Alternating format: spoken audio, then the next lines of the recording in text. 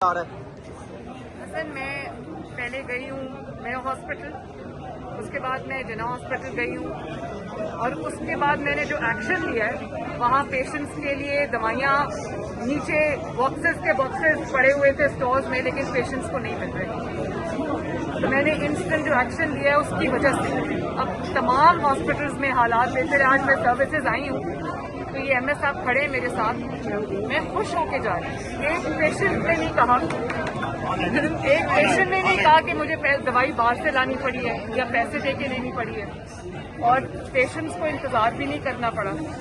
تو timely action جو ہوتا ہے اس سے بہت فرق پڑ جاتا ہے. اور دوسری بات یہ کہ اناؤنسمنٹس ہو رہی ہیں ایوری ویئر کہ اگر آپ سے کوئی پیسے مانگے کسی بھی میڈیسن کے تو وہ آپ نے نہیں دینے،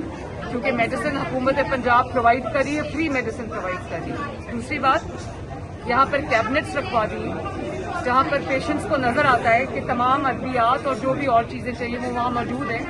تاکہ وہ اگر ان کو یہ کہے کہ ختم ہو گئی ہیں تو